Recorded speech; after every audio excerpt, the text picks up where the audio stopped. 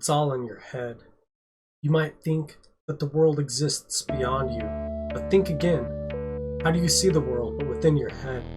Meaning the world is a product of your mind, a process that you are only able to process with what's between your ears.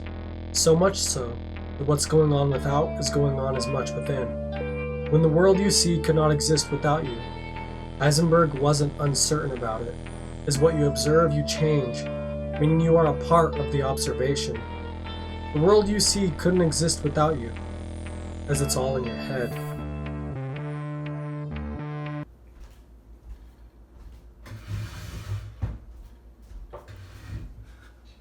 How's it going, everybody?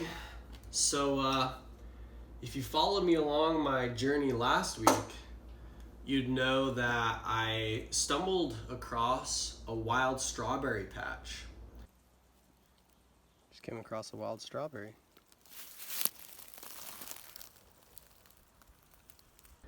And I wanted to make something really special out of the berry patch that I found, because you don't really come across, wild fruits like that often. I've come across wild apples, wild raspberries, wild strawberries, and a few other things, but it's usually when I'm out in wilderness designated territories, like when I hiked up the Wind Rivers to go bighorn sheep hunting. And usually it's in a very far off, very hard to get to location. However, this time I found a berry patch that was fairly accessible. It's like a 2-3 mile hike up into the mountains, and then I kind of just stumbled across it. Like I said, I went off trail and just went and hiked around and went and did a poetry reading out in the woods, because all the vegetation kind of acted as a sound buffer between, me and the rest of the world. And so I was finding just a little peace and quiet up in there. And then on my way back down, I came across a berry patch. So I decided that I wanted to dry out some of these leaves from this berry patch. And so I went back up there this morning. I got up really early, and it was a nice, beautiful day. A few people out trail running. But I did manage to find the specific location that I was hoping to find, and that is the strawberry patch. So I went up there and I harvested, what I felt to be an appropriate amount for what I want to do. I was thinking that I might dry out a lot of the leaves that I gathered. I also gathered some of the fruit as well. I'll show you how just small and delicate they are. It's a wild plant, and so the plant can only dedicate so much to producing the fruit, unlike something which has been selectively bred, in captivity. The strawberries that we are all used to, these have to fend for themselves in the wild. They can only dedicate so much energy to producing a fruit, just enough to attract something to eat it and then carry the seeds off and away. That's how big the fruit is, but it's very delicious and it has a lovely smell to it. And so I'm gonna dry all this out, and I just plucked leaves that, had good signs of health on them, and I made sure to leave the patch in great quality, not to disturb it or, destroy it in any way, so that it can indefinitely live there if the conditions stay like they were when I left it. So there's that. And I'm just going to puncture some holes in this bag here, and then I'm gonna go outside. It's been getting about 104 degrees high temp readings, and then at night it doesn't even cool off until like 3 or 4 in the morning, after the sun's been down for 3 to 4 hours. Sun doesn't even go down until like 11, it seems like. And the other night at 11 o'clock, I recorded a temperature at 91 degrees. So this is gonna dry out very well. I'm probably just gonna poke some holes in it so that the water can evaporate out of here. And I'll probably just string it up over a branch on the tree. Now, I wanted to infuse my tincture. I mean, tea is made with tea leaves. Just for the layman, I'm gonna call it a tea. I was thinking I would also do an oil extraction, you know, with something along the lines of some hexane or something, and then I can make some creams, lotions. I was possibly even thinking about making some shampoos with this, but I'm gonna keep it simple. I'm just gonna dry it out. I'm going to, you know, crumble everything up, put it in some like cheesecloth, package it up all nicely, and make a lovely packaged, you know, wild strawberry and yarrow tea. Truly, it's gonna be a tincture, you know, but for the lay person, it's just gonna be a tea. So I'm going to process this yarrow up really quick, and then I'm gonna bag it up like I have the strawberries bagged up here. And then I'm going to go and dry all of this out. That way, you know, when somebody steeps all of this in some water, they can have a wonderful experience. And hopefully I can capture, you know, the experience that it took to not only find this, but the habitat in which these things are from as well. So that's the plan and the goal here, folks. So I've watched a couple videos on how to process the yarrow. Really, the whole thing's good. I'm just going to make it a little bit more manageable here. And I'm going to change my mind in regards to using the knife, and I'm going to use some scissors. So I'm just gonna cut it about, you know, yay big pieces, a couple inches long, something that's manageable. And you know what? I really didn't bother in washing all of this stuff. I figure that something that's been sitting out in the sun and has been washed by the rain is, in all reality, probably more clean and pure than, you know, even washing it with the tap water.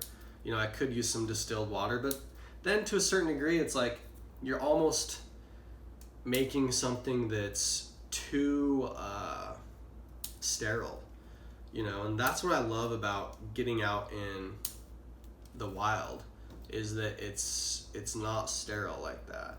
It's alive. And I'm trying to capture that living essence here, and you know, what it is that I'm doing. So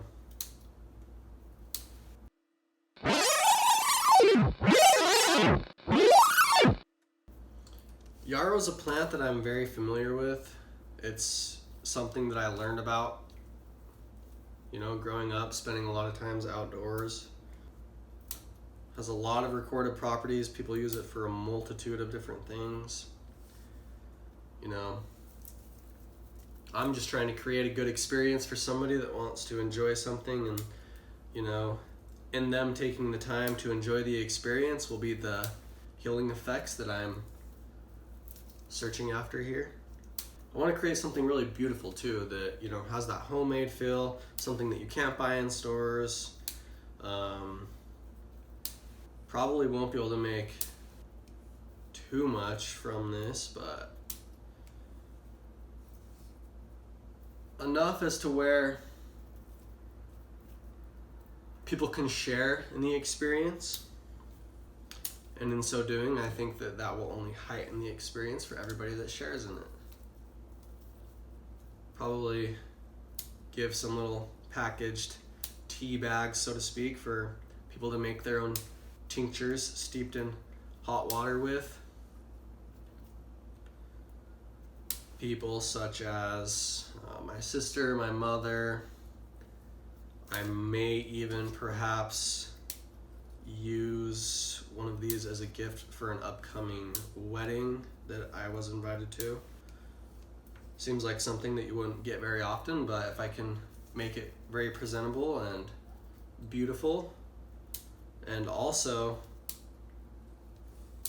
a lovely drink as well, then, you know, I don't see a better gift that you could give somebody. So really, the processing and cleaning is something that was done without, I guess, taking away from the plant as much as possible. You know, the more you wash and stuff like that, the more you're washing away what it is that you're trying to get, and the more that you process, kind of the more that's lost to a certain degree. You know, I've kind of filtered out the things that I don't want with my own two eyes here. And then any further processing, really, I feel would actually do more harm than good, in essence. I mean, things that, you know, have been sitting out in direct sunlight and have been washed by condensed precipitation outdoors. In my mind, I don't think that it gets much cleaner than that. And in a sense, you know, the dirt outside, far away from everybody, is probably cleaner than your carpet. So, all right, now let's just bag this up. Might make the holes that I want to first.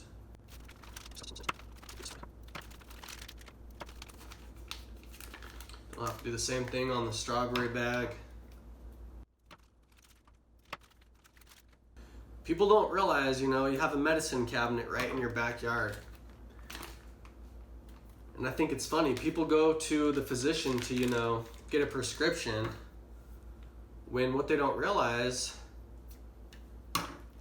and what most people don't realize, not having taken organic chemistry or, you know, other similar courses, is that a lot of that stuff is just packaged up nice to make it look really scientific and advanced and kind of beyond nature, but it's just isolated bioactive molecules from different plants and things to that extent, you know. And so much of the medicinal or pharmaceutical world, I feel like, is just trying to put buckets underneath the leaking roof, when in all reality, food is medicine. And if the nation were to focus more on, you know, taking good medicine more frequently, they wouldn't have to take medicine as their food, so to speak.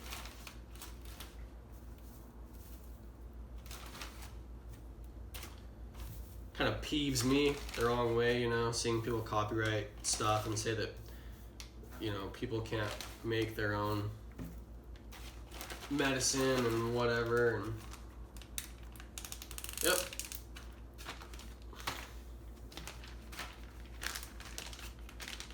Ah, it smells wonderful. I just cut a hole in this bag, and then as I was preparing it for the next cut, it forced a lot of air out of it, and I got a good whiff of the contents within the bag. It smells delicious. It smells wonderful.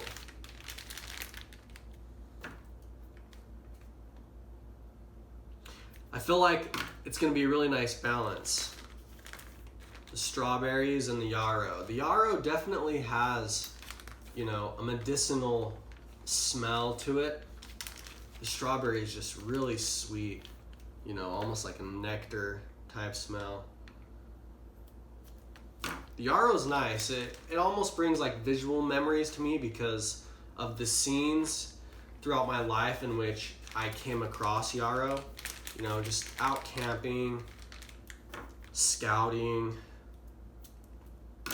learning really, just in the wilderness about everything and enjoying the beauty of nature. And so, you know, when you come across smells and other things like that, and you know the flower and the plant, when you smell it again, it kind of visually brings all of those memories to mind. And so the very almost pungent and strong smell of the yarrow does that. It brings forth really the visual memories of the scenery which accompanies the places in which you'd find yarrow. And you know, that's almost like a pharmaceutical benefit in and of itself. You know, we can talk about the bioactivity of molecules, but there's so much more in regards to the functions and the goings on of the body, and you know, the biopsychological effects of bringing forth memories and releasing chemicals neurologically, which in essence influence the rest of your body. And you know, that whole course of events is extremely therapeutical, extremely pharmaceutical, and it's why there's only so much that the actual scientific method in regards to pharmacy and in prescribing drugs to people, because all of those individual experiences have such a direct influence on the individual that is being prescribed something. And when you're looking at the statistics, and that is how the pharmaceutical company works, they statistically play the field. You don't capture all of that, you miss a lot of it, you know? And they miss a lot of the ingredients that are bioactive as well, because they're targeting certain molecules, but you know, they say that this is the active ingredient, but there's a lot of play that goes on within a plant in regards to all of the other molecules present. And you know, it's just hard to capture one thing that you think is causing something, but in just going after that one thing, you're missing this other piece of information, you know, in regards to something communicating with your body, because that's what ingestion is. It's something that is interacting with you on a molecular level. And you're missing certain parts of that puzzle, you know. When your body comes in contact with something, it's like putting those shapes through the little children's play toy. And if it's not in the right shape, and you know, that's why we talk about carrier molecules and stuff to that extent, so that things can actually be bioavailable. But there's just so much more that goes on, you know, in terms of the biopsychological effect, and just beyond the active ingredients of something. You know, there's carrier molecules, there's interacting molecules, there's a lot of different stuff. And it's something that I think the general public needs to know. I think the general public needs to know that they have a medicine cabinet in their backyard, and they shouldn't be afraid to, you know, prescribe themselves medications made by their own hand. And I think that they should be free and allowed to grow and harvest and possibly even sell, you know, things by their own hand. I don't think that it should be as regulated and business oriented as it is, because like I said before, we lose a lot in that statistical play there. You know, things need to be a lot more personalized, individualized on the level of a community rather than a corporate business looking at the entire populace of a country.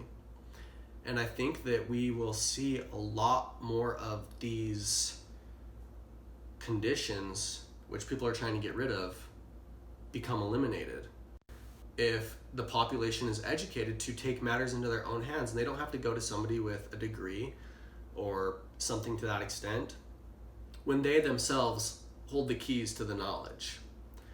And that's kind of why I'm doing this video here. You know, I'm showing people how easy it is, and the process is therapeutic as well. You know, it's not just in the consumption of the goods. People, again, like I was saying before, there's a whole portion of this which is missed in regards to the way in which we treat illness today. The actual creation and crafting of this is a therapeutic thing for me, you know, and it's a fun and enjoyable thing. It's a process. I, you know, went out into the woods by myself, very peaceful, beautiful, you know, hear the hummingbirds and everything else chirping, and you know, the other animals, and meet wonderful people. You do come across people, you know. Where it was that I harvested the strawberries, obviously I didn't, because this is a very pristine strawberry patch. You don't normally come across a wild strawberry patch that has strawberries on it, you know? And if other people haven't gotten to it, if you're in the wild, usually the animals have gotten to it before you. In those regards, I was very lucky to come across that. Too much people marketing something that people could do themselves, you know, withholding the knowledge, copywriting the information, saying that nobody else has the right to.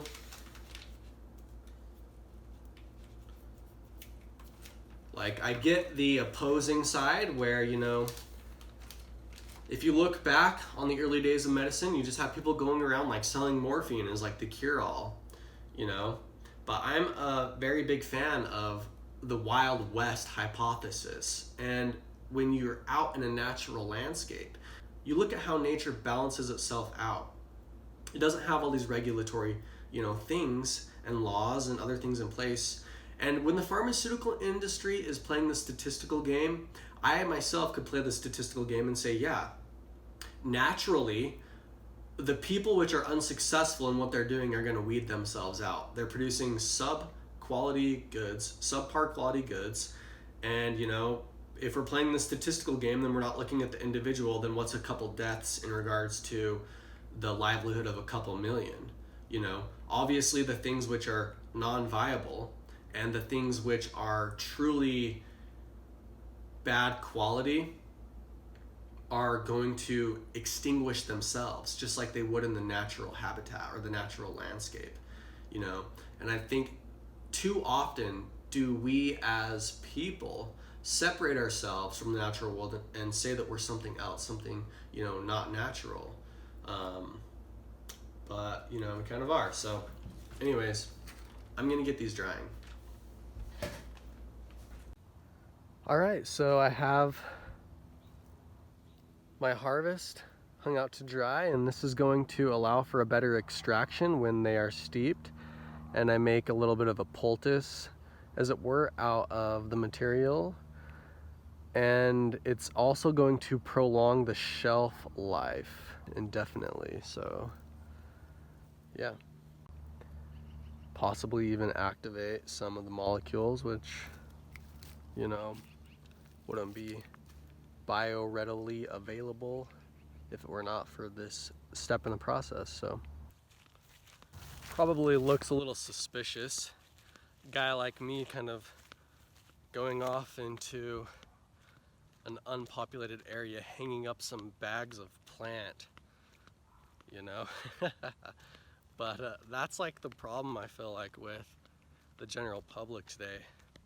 You know, I was thinking I have to hang it up somewhere that's really exposed and open, but at the same point in time, I don't want it to be a place in which people are going to be traveling through, you know, especially young kids and other people that are going to disturb the process and possibly interfere with the drying process, you know, take it down, open it up, whatever. And so, you know, there's good reason why I went and chose the locale that I did, but you know, what's the problem is people think that, you know, I'm doing something very suspicious and probably handling goods which have been outlawed in the area. And you know, that's the other problem. I feel like there's so much potential in regards to a lot of different plants and things which have therapeutic effects, but we give them negative side effects.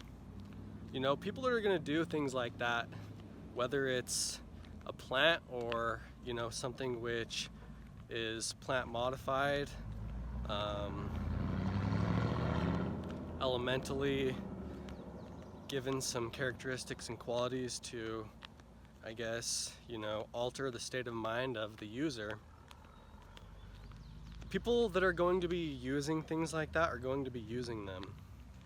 And by creating this underworld, as it were, for these things to exist in, we're giving these products and these things which could be truly used for the therapeutic benefits that they have negative side effects.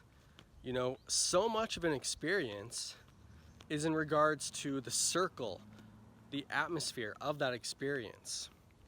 And in creating a certain atmosphere and circle for that experience to only be partook in, you are in essence giving the product that we're talking about here the qualities and the experiences that it has. And so when we read about, you know, the actual things which happen when people partake of these substances, we've introduced bias into the equation, because all of a sudden we have created the environment, and it's an underground environment in which these things can only be partaken in. And in so doing, you know, so much of a mental experience and a physical experience is created by our environment. The words that are spoken there, the things that are done, the actions and the personalities of the people in said environments, all influence the reactions that somebody's going to have in regards to something and what they're going to be doing with said thing, and the effects that what they're doing has on them. You know, so much of what affects us are the words that are spoken around us, the objects around us, the people around us. People totally downplay, you know, how influential a word is. A word is a vibration. A vibration has a specific structure. This structure interacts with you on a molecular level. What's different about this structure interacting with you on a molecular level as it interacts with your neural network and a substance which has a molecular structure interacting with your physical body? And in that way, words are physical things that interact with us as they motivate us, as they, you know, come in contact with us. And so by us creating these undesirable situations in which people place themselves in, who are going to do these things anyways, we are in essence creating negative side effects and a black market society in the world where there needs none be. And truly, we're missing out on great beneficial things from things that we could be getting. Hey, what's up, guys? So it's been a minute, but I finally got the strawberry and the yarrow all dried out, all ground up. This is what it looks like here. It smells a lot like tea tree oil, if I had to make a comparison. Obviously it's unique and unto itself, but if I really had to draw a comparison as to what it smells like that. And given the properties of tea tree oil and its benefits and usages, the product itself, even in this stage, already seems to have some of a pharmaceutical benefit to it, in that as you yourself kind of immerse yourself through the sensual experience of smell, it already has some of those healing effects that I was talking about, as it brings to mind, you know, certain circumstances that you'd use these products for, the scenarios involved to acquire them, and whatnot. So it has a very unique smell to it, and smell, as they say, is something which brings forth many memories. So the fact that it has a very strong, almost pungent smell is a very good thing, because as we embark on this journey towards a better health for ourselves, inciting a sense of smell is a very positive thing for the experience itself and for us, the ones who are searching for this experience, because it brings to remembrance all the nostalgia involved in creating the product that we see here now. And we're still, you know, on the journey, as it were, and towards creating the product. But let's move forward, and we're going to move on to the next step here. We're going to take the ground up product here, and we are going to place it in this glass container, which I have specifically chosen this type of container because it has no metallic components. It seals all through, you know, a lot of, I guess, other sorts of mechanisms rather than, you know, the metallic screw-on type that you would normally find with glass containers. And it's much more usable in a chemical format when you're talking about reacting substances together, because you don't want anything reacting that you can't account for or that you're not accounting for, which is going to give you an alternative product where your reagents are reacting with something that you didn't take into consideration. So, you know, everything in this container here has been approved, and, you know, it's non-toxic and everything like that, and it's very non-reactive, yet it still seals and allows there to be a pressurized containment system. So let's just place our ground up material within, you know, and not much has been done to this to process it. Literally, you know, just the harvest and a pretty rough, I guess, grinding process. Nothing too extreme, you know. We're not in here trying to kill ourselves over the endeavor or, you know, seek some sense of perfection, which in essence draws away from the healing capabilities of what it is that we're trying to do, you know. I think that in a lot of ways, people that seek that perfection among things actually themselves detract themselves from experiencing, you know, the harmonious sense of perfection, which perfection really is just a sense of experience. You know, it's kind of finding that equilibrium, as it were, between kind of nonsense and difficulty and ease and clarity. And we're seeking that balance right now while we're creating this product. We're not trying to take it too far, but we are trying to put in work. We are trying to get to a certain point. But we're not going to kill ourselves getting there, otherwise, you know, the endeavor itself would be contradictory to the ends that we're trying to meet. So now that we have the product, the ground up product, the yarrow, and the wild strawberries in this containment vessel, we are going to add the solvent, which will extract the active components of the plant matter. So anybody can order this online. It's just reagent grade hexane.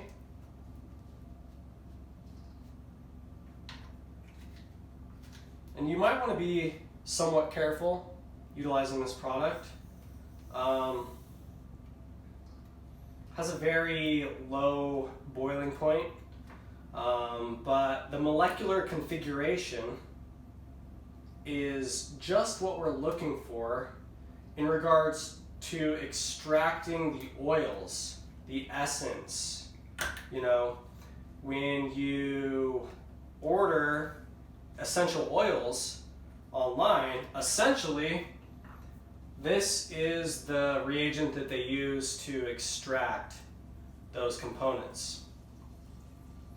And it's the best thing that you can use, mainly because of its low boiling point, like I said, which allows us to easily evaporate off the excess when we are done extracting the oils from the plant matter.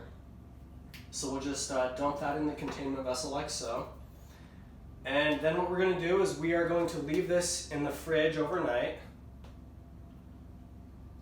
And occasionally we will shake the vessel, not too violently, but enough to get things in motion and to create a fluid environment in which things have the ability to react, speed up the reaction process, and also help the reaction process move along more efficiently and effectively.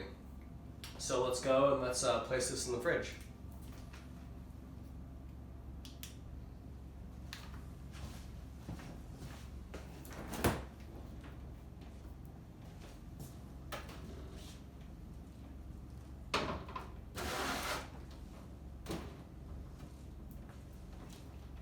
Voila! Now all we do is go about our normal day-to-day activities, and then tomorrow we will actually extract, I guess, or filter the plant matter from our desired solution. So here we are, early the next day. See what everything looks like.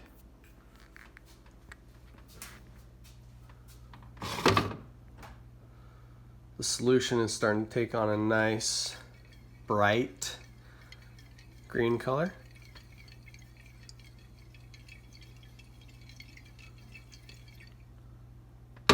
We're gonna let it soak for a little bit longer.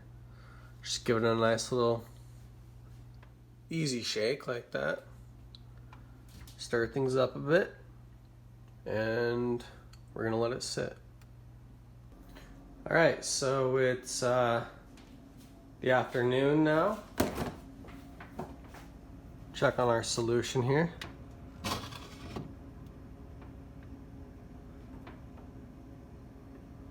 Now a lot of that's just chlorophyll, the coloration of it.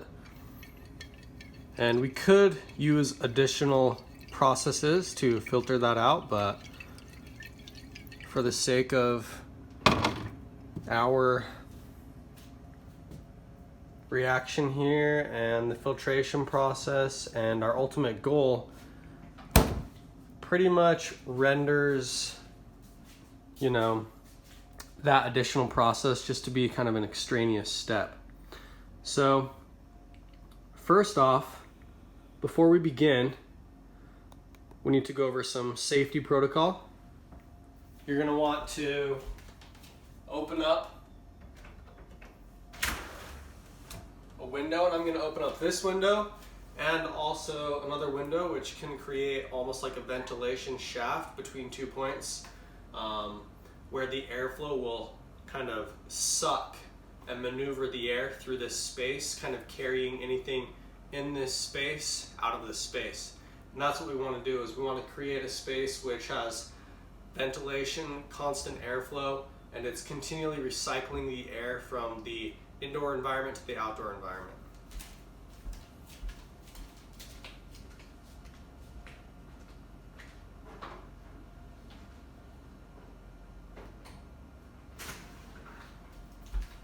All right. And now that we've got that done, going to go over some additional safety procedure, and that is in regards to some goggles. Now, depending on the material that you're working with, you don't necessarily want to make contact, with your skin to the solution, because all of those active ingredients, depending on how biologically active the active ingredients of the solution are that you are working with, you don't want to come in contact with it, because at this stage in the process, the actual solution is going to be highly transferable, across the skin membrane, and the hexane does an amazing job at, I guess, transferring, the, for lack of a better term, dissolved oils onto your own skin, and then the hexane will just evaporate away. And so it can actually provide a very easy way to become, I guess, overexposed to whatever it is that you're working with. So you want to make sure that your contact points, which are most likely to come in contact with the solution while working with it, are protected from doing so. And also the most vulnerable points of contact, such as the eyes, and things to that extent, which could cause some damage. Now, hexane, there have been some reports, but those reports really are pretty biased in my opinion after having read through the entirety of them, dealing with workers in very unsafe conditions and environments which weren't up to the proper safety standards and protocol. And in all honesty, the actual effects that they were experiencing wore off after 24 hours of being in a clean environment with proper airflow and circulation. So yeah, I mean, hexane is something that you work with quite a bit in an organic chemistry lab, and I'm sure a lot of other extraction labs that utilize this technique. It's a cold solvent extraction to gain access to further utilize the oils and the active ingredients within plants. All right, so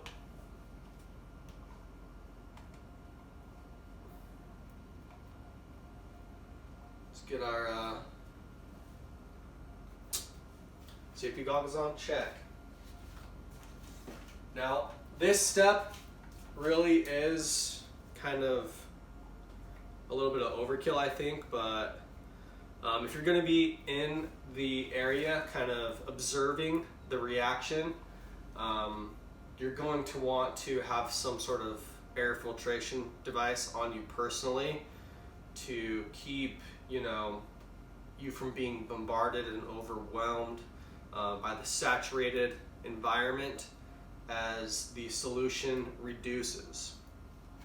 And this process, the reduction process, is very similar to a lot of reduction processes that you'd see being done on cooking shows or things to that extent, where you use olive oil or other carrier vehicles to sort of trap and move the active ingredients, the essential ingredients, the aromatics, as it were, of the food that you're trying to, I guess, have a more prominent presence on the dish. And so a lot of cooks actually utilize organic chemistry techniques. It's just not necessarily seen in that light or in that manner, but when you get down to the brass tacks of it all, that's actually what it is that they're doing. And that's pretty much what we're doing right here. We're using, a solvent to extract things, and we're reducing the solvent down until we have a purified product.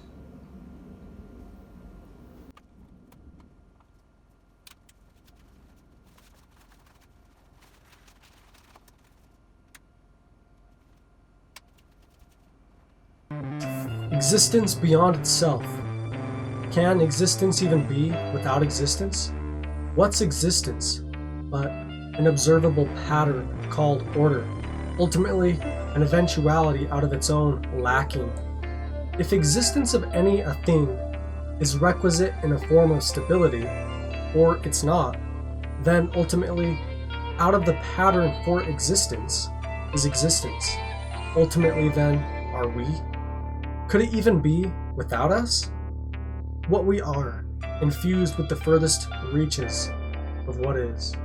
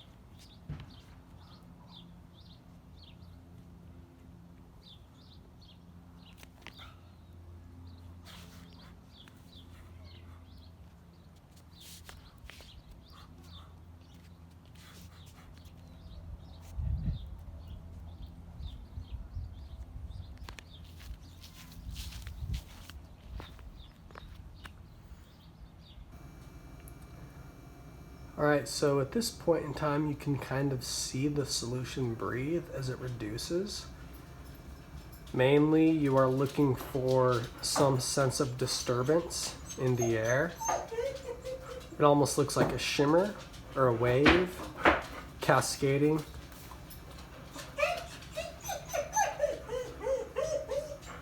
And it makes like a squeaking noise, almost like a whining. It's very odd and peculiar. Actually, not really, that's just the dogs. Chill out.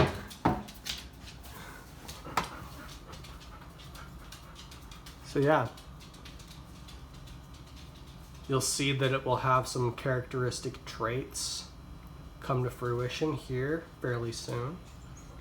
And it will almost pulsate in some rings of a very characteristical nature. You can kind of see as it recedes, as the fluid level lowers, that there's a ring which follows the fluid. That actually right there is the oil. And it's just kind of condensing on the sides of the bowl here. However, when we get to the bottom, that ring will actually dissipate and disappear. And we will see a collection of the fluid which has the hexane evaporated off of it. And it will be a very pure product, an extract of the oils from the plants in which we included in this purification here.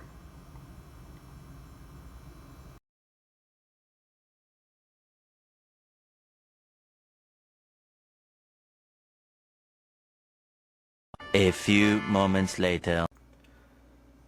All right, so we are pretty much at the end of the reduction process. You can tell through a viscosity test.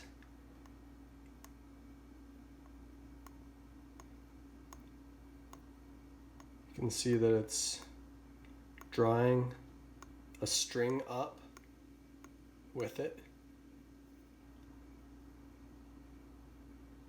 And then also, it's leaving a ball of the oil residue on the tip of this tool here as it cools down. So now I'm going to actually mix in the product that I decided to go with. All right. So a few moments later, we're finally at the step in which I will introduce the main portion of the finalized product, and that is the actual shampoo itself, or the bubble mechanism, which will be in a way something that the essential oils which we have created will coat.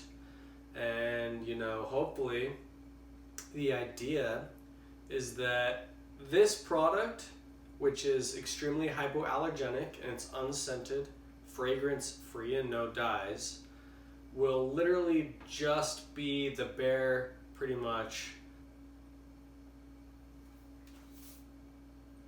soap bubble.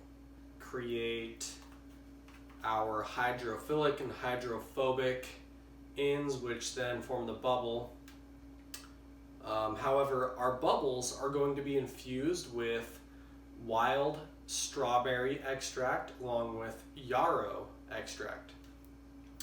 And then as we cleanse ourselves in the steamy environment of our choosing, and we allow the reagents, pretty much, the products, the solutions that we have come up with here today to interact with the environment, we ourselves find ourselves in an experience which is beneficial, which is immersive. It'll be soothing, it'll be invigorating, it'll be energizing, it'll be healing, it'll be morale boosting, it'll be wisdom enhancing, it'll be memory enlightening, it'll be... 2 hours later. I pretty much got this stuff because you can just drink it straight and have no issues at all. And I plan on drinking half of it and using the other half as body wash. That way the cleansing effects of it work 50-50, you know, internally, externally, and it'll meet somewhere in the middle, right? It's like injecting a turkey with your marinade, but then also marinating it on the outside as well, because those flavors work on both ends. The one inner will seep outer and the one outer will seep inner. So that's what I plan on doing here. Nah, I'm just fucking with you. It'll make you stronger. It'll increase your sex drive. You'll be able to beat up the Hulk. You'll become the Hulk. 1 eternity later. You'll be able to outthink a computer. You'll become immortal. It'll cure any illness. It will make you the smartest person that has ever lived. You will have whatever it is that you want when you have this. It says right here in the fine print.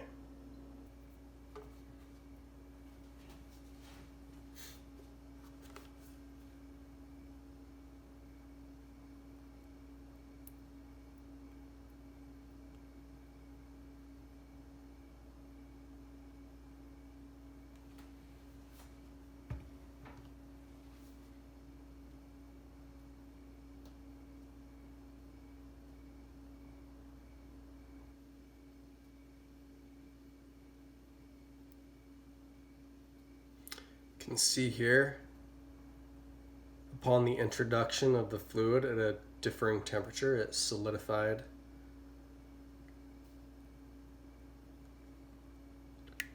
See if we can't get it heated up to go back into solution here. I ended up leaving the entire apparatus in this water bath for a huge duration of the actual process itself. That way I could get a more even heat distribution.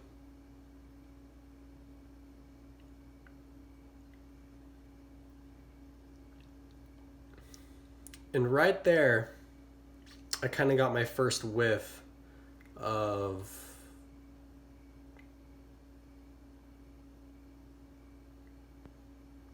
that yarrow.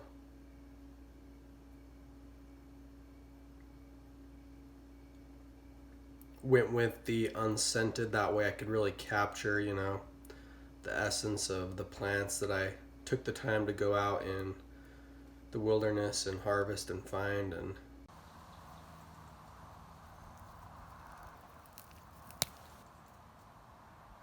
every time that I smell this fragrance now, you know, it'll be cleansing in multiple ways, because it'll be a reminder of where I went and what I did to acquire, you know, this product here. So the process took quite a while. Wanted to definitely make sure that I didn't overheat anything, so literally the environment was hovering at pretty much the temperature in which would evaporate the solvent and no higher. You can see right there along the edge of the vessel that that solid chunk just dissolved. So I'm just gonna have to wait for this solution to acclimatize to the temperature in which everything can go back into solution here.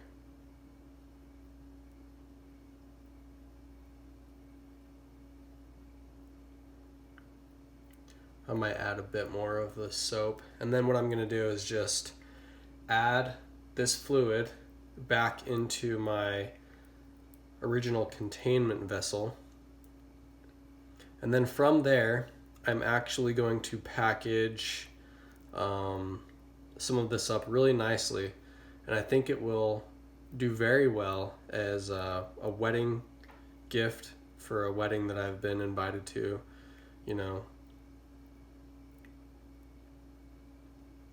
And also, I think I'm going to give some to my mother as well. Just something really unique, you know, that you just can't buy nowadays.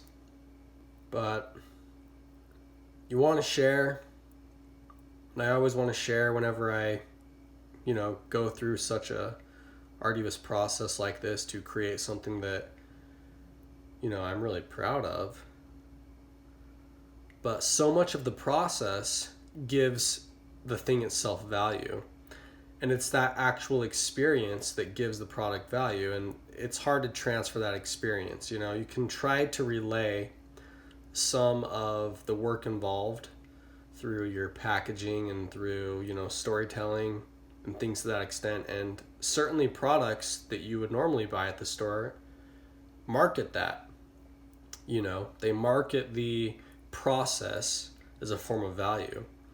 Now, just because something is highly processed doesn't necessarily mean that it's valuable in any sense, because value is something which is most definitely relative based upon us finding that understanding. So this is going to have a nice green color. It's going to be much more diluted when I mix it with the entirety of the rest of the solution than this, so just got to keep that in mind. Probably going to add a little bit more into here.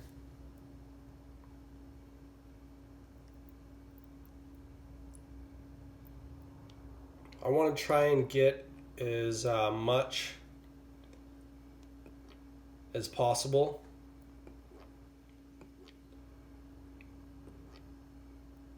harvest as much of this as I can, and throughout the entirety of the process the oils have coated pretty much the whole interior surface of this bowl here. So I'm kind of hoping that as I fill up this and kind of mix the solution around, and as it goes more into solution, that I will actually be grabbing more of what's on the interior surface of this. And the great thing is I can just, after I funnel this back into my container, I'll just be able to wash this bowl right out. Because it's soap after all. Starting to see a lot less of those clumps. But they really should just go into solution, because I had a few of them that I isolated and put on some warmer regions of the bowl, and they pretty much went back into a liquid state. Really, it's more of a yellow than a green.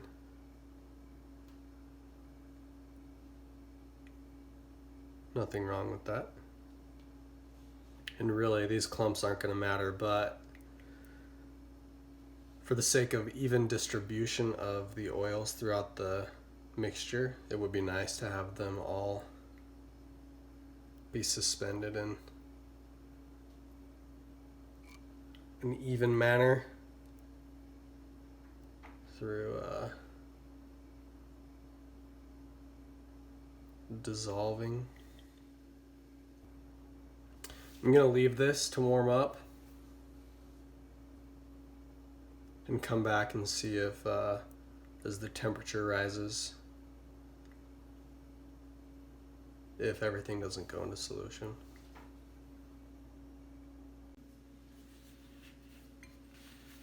All right, so I'm gonna see if I can't effectively get this back inside of there now. I'm really not wanting to do that this way. If this funnel was a little bit bigger, we don't want to waste any product. All right, so I'm gonna kind of do a double funnel process here. Give myself a bitter.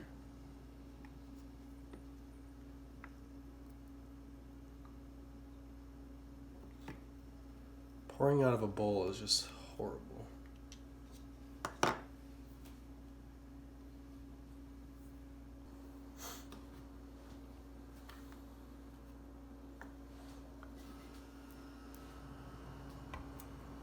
So I decided I'm gonna kind of go for it here.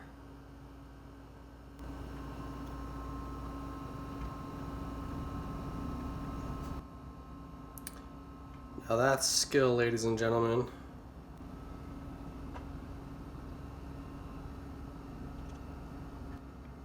This whole process has taken skill, but being able to aptly predict the drip point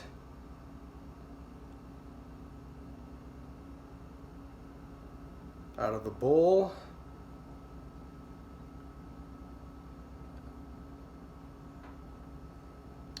and direct a very viscous fluid containing valuable material into a very small opening for a extended period of time while filming the endeavor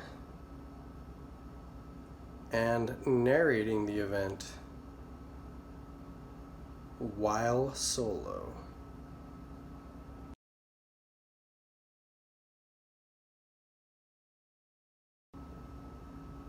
It's a lovely color.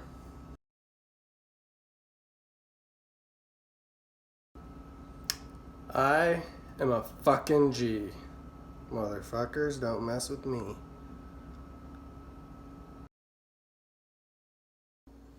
Alright, cool. So, time to go to bed. And then tomorrow I will be bottling up some smaller portions as gifts. This portion, the main portion, will probably just remain in this bottle here and be used by me solely. See you then. Alright, so after having gone shopping, decided on these bottles as a nice container. We'll wrap it up all nice.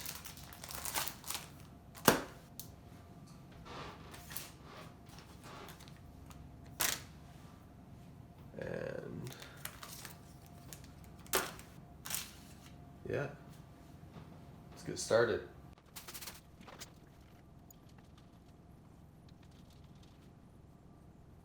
Before I fill that one up.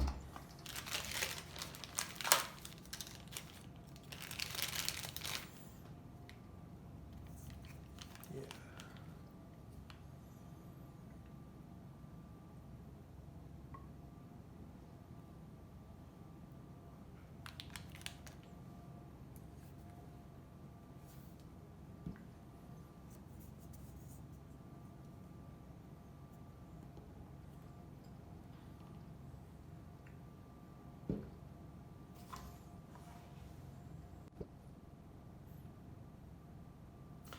Any of those clumps left should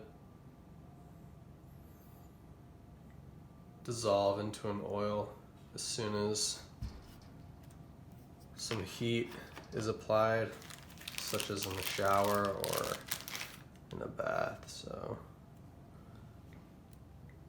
really not too concerned with it.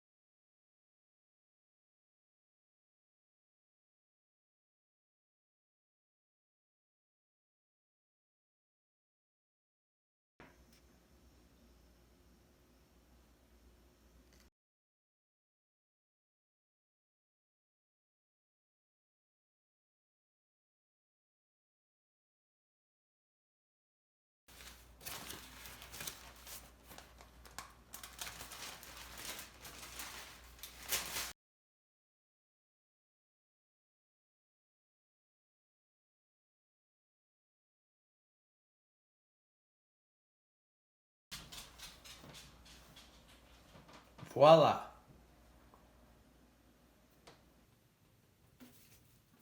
Oh hey, welcome to Bath Time with Bobby. Today I'm going to teach you how to keep your hair sexy and sleek with a nice Wild Strawberry Yarrow shampoo.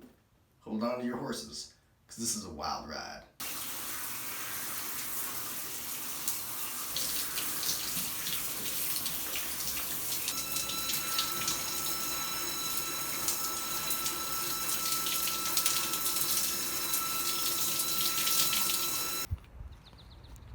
Now it's time for me to go and wander aimlessly around in the heat of the sun until this ragamuffin dries out, because I got a big old head of wet hair. And I don't care, but I kind of do care, because that's why I'm out in the sun. Maybe go do some yoga like I did the other day to pass the time. Now this is what I want to make my next product out of. Some honeysuckle. So we pull it off just like this. And you just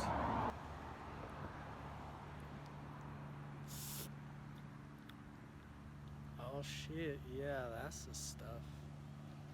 Oh fuck. I'm feeling great, dog. Holy shit.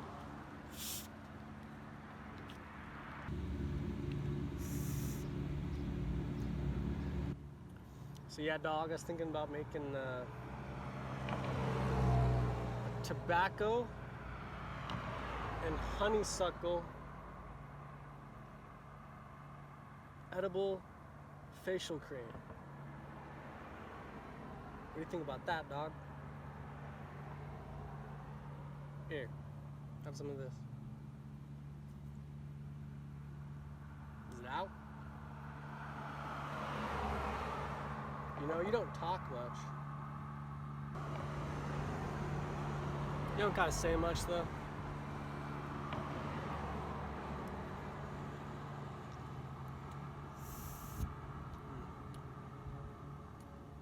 It's a fucking good day, dude. Are you sure you don't want any?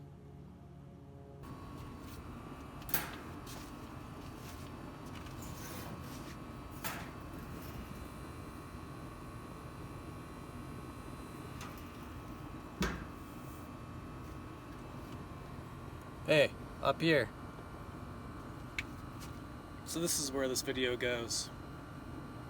Anyways, I'm running out of good ideas, but my mind is telling me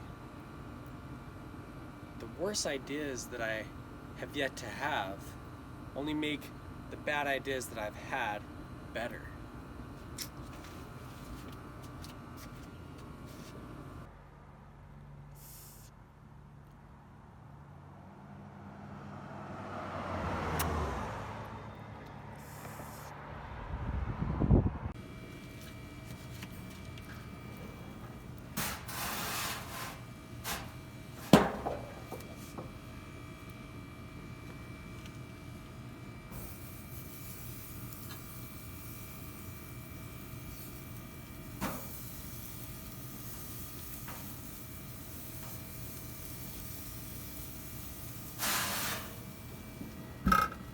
yeah, baby.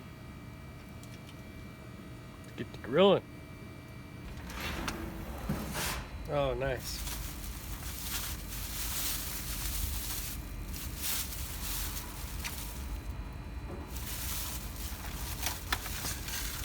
Oh, yeah. Everything looks like it turned out perfect. Let's go chow down.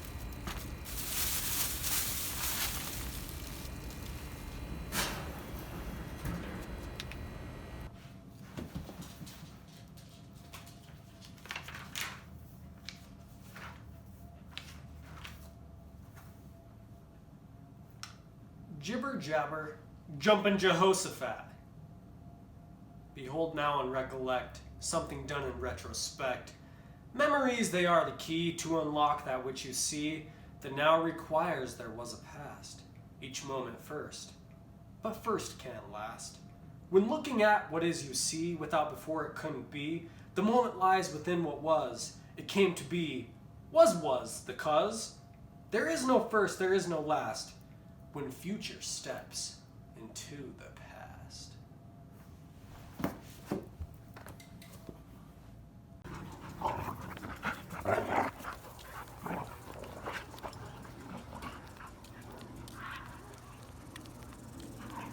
What the fuck am I doing?